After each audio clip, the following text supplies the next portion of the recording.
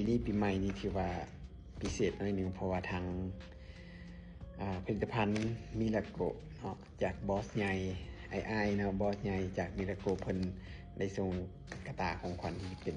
ผลิตภัณฑ์ของมิลาโกะมาเดี๋ยวทุกคนจะมาแก้เบิ่งว่าอยู่ในปีนี้ผลิตภัณฑ์ของมิลาโกะมีอีกอย่างที่เพิ่มเติมเข้ามาไหนไปเบิ่งกันเลยสติกเกอร์ของมิลาโกะก่อนอื่นเลยก็เป็นอันนี้เลยเนาะแจวปะปนซึ่งเป็นอันที่ตู้ขาดบ่ได้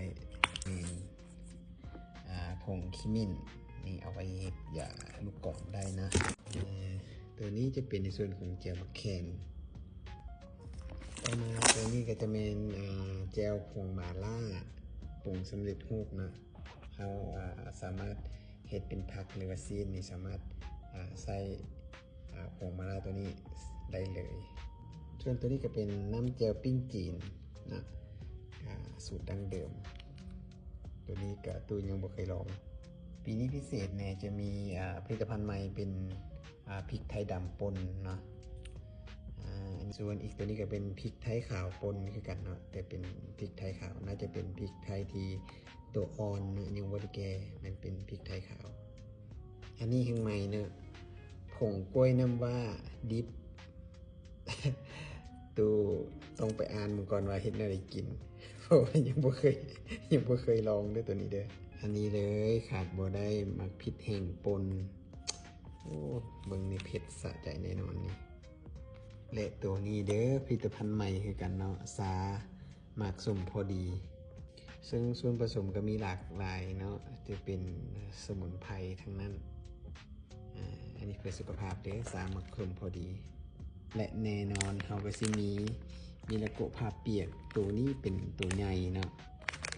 ใหญ่กว่าเก่า80 แผ่นเด็ดตัวนี้มีขนาด100 แผ่นโอ้สะใจใส่คุ้มหลายใครซื้อมาใส่เนี่ยเป็นแพ็กเกจออกใหม่นะจะมีตัวหนังสือแล้วก็มีตุ๊กตานะฮะจะเป็นตัวที่เป็นสูตรอะโลเวล่าเนาะมีวิตามินอีนำไว้เซ็ตก้นเซ็ตมือผู้ใดที่มีลูกน้อยน้อยนี่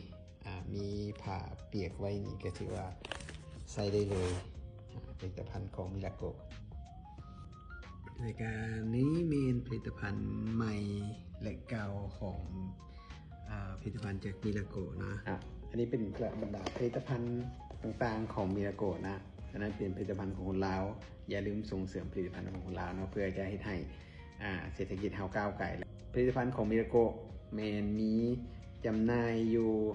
บรรดาห้างสะดวกซื้อห้างสรรพสินค้าต่างๆมีจำหน่ายอย่าลืม